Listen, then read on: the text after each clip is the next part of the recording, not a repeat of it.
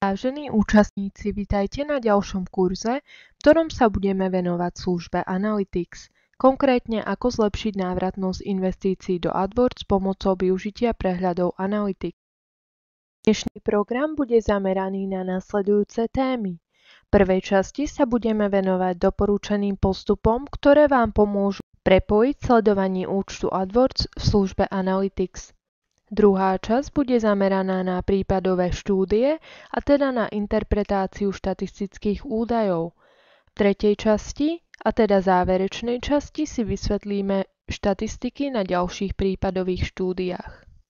Teda k prvej časti tejto prezentácie, a teda doporučeným postupom. V tejto časti vám vysvetlíme niektoré rýchle spôsoby práce s prehľadmi AdWords a Analytics a pozrieme sa na ich praktické využitie. Prvým krokom na to, aby ste mohli sledovať údaje zo služby AdWords, je prepojenie účtov. Týmto prepojením získate presné údaje o návštevách a budete ich môcť porovnať s počtom kliknutí, cenou za preklik, mierou prekliknutia a podobne. V druhom kroku je potrebné zaistiť cieľ, prípadne správne nastaviť elektronický obchod, aby ste mali metriky, pomocou ktorých môžete merať úspešnosť internetovej inzercie. Posledným dôležitým pravidlom je zameranie sa na dostatočne reprezentatívnu vzorku údajov. Vždy je dobré sledovať údaje z viac než 100 návštev za určité časové obdobie. Si už každý z vás položil jednu z hore uvedených otázok. V nasledujúcich minútach na tieto otázky nájdete odpoveď a naučíte sa, ako vám Analytics štatistiky môžu uľahčiť rozhodovanie. V nasledujúcich minútach sa budeme venovať interpretácii štatistík, o ktorých ste možno v službe Analytics nikdy nepočuli. Poďme sa pozrieť na prvý príklad. Toto je Matej. Matej už niekoľko rokov vlastní obchod s umeleckými potrebami. Prednedávnom sa rozhodol, že začne rovnako aj s online predajom. Matejov webmaster zoptimalizoval jeho stránku pre vyhľadávanie a doporučil mu začať s online reklamou. Matej sa rozhodol pre AdWords a umiestnil svoju reklamu na 3 najpopulárnejších diskusných fórach venovaných umeniu. Čo chce Matej vedieť je, či potom, čo používatelia kliknú na jeho reklamu a prídu na jeho stránku, či títo návštevníci zrealizujú nejaký nákup. Ako by sme pomohli Matejovi zistiť, odkiaľ pochádza jeho predaj? V účte Google Analytics sa nastavíte na prehľad všetkých zdrojov, návštevnosti a vyberiete kartu elektronické obchodovanie. Pre lepšiu vizuálnosť si môžete zvoliť kruhový koláčový graf. Zo segmentov vyberte a porovnajte návštevy s výnosom. Všetky Matejové zdroje návratnosti sú potom zoradené podľa počtu návštev. Na grafe uvidíte, ako ten, ktorý zdroj návštevnosti prispel k výnosu. V tomto príklade vidíme, že návštevy z Google všeobecného vyhľadávania predstavujú 57%. Využívanie tohto prehľadu vám dá lepšiu predstavu o tom, ako rozdeliť rozpočet na inzerciu. Po analýze sa môžete rozhodnúť, kde sa vám oplatí navýšiť rozpočet a naopak kam ho znížiť, tak aby ste dosiahli čo najlepšiu návratnosť investícií. Teraz vám predstavím ďalší príklad, konkrétne ide o pani Ide. Ide je Belgičanka a pracuje v oblasti online predaja alkoholických nápojov. Ide sa počas prázdnin stretla s Braňom a presťahovala sa do Brna. Ide chce v Českej republike zvýšiť propagáciu malých belgických pivovarníkov, preto si založila stránku a čoskoro si všimla, že potom ako začala so systémom kupónov na zľavy sa výrazne zvýšila návštevnosť jej stránky. To sa však neodzrkadlilo na jej predaji. Ide chce preto zistiť, kde stratila potenciálnych zákazníkov.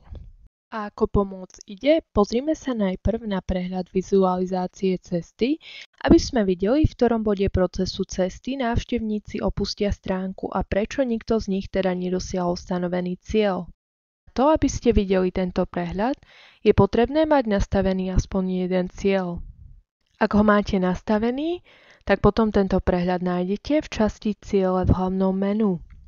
Potom skontrolujte prehľad Hlavný obsah. V tomto prehľade je možné vyhľadávať vami zadefinované cesty a porovnávať zobrazenia stránky s percentom výstupov. Odporúčame sa opäť zamerať len na tie stránky, ktoré sa zobrazujú ako červené.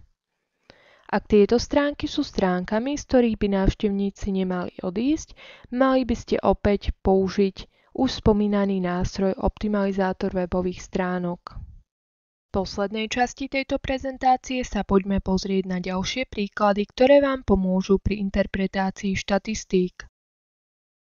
Soňa má stránku na rezerváciu dovoleniek už niekoľko rokov. V poslednej dobe sa dostala pod tlak narastajúcej konkurencie a jej obchod začal stagnovať. Soňa chce priniesť viac návštevnosti na jej stránku. Rozhodla sa využiť Google Analytics a zistiť, ktoré kľúčové slová vyhľadávateľia používajú na to, aby našli jej stránku. Keď používatelia internetu hľadajú nejakú stránku, majú väčšiu tendenciu hľadať meno vašej firmy. Odporúčame vám preto, aby ste sa ubezpečili, že vašu stránku je možné nájsť vo všeobecnom vyhľadávaní, ako aj v sponzorovaných odkazoch pre maximálnu viditeľnosť. Soni by sme navrhli nasledujúce. V prvom rade v Google Analytics kontrolovať prehľad v časti zdroje návštevnosti, konkrétne kľúčové slova, a skontrolovať v rámci tohto prehľadu záložku elektronický obchod. Soňa by sa potom mala pozrieť na neplatené kľúčové slova a porovnať dve metriky, a to návštevy a hodnotu na návštevu. Odporúčame sa zamerať na kľúčové slová, ktoré majú dobrú hodnotu za návštevu a teda sú v zelenom poli.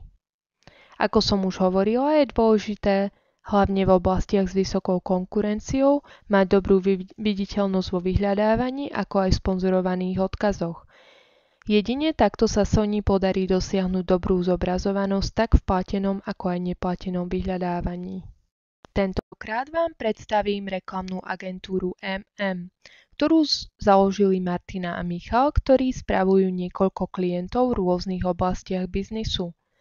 Výnos agentúry závisí od príjmu pre zákazníka, preto MM chce vedieť, ako sa môže uistiť, že návštevy na stránkach ich klientov majú vysokú kvalitu.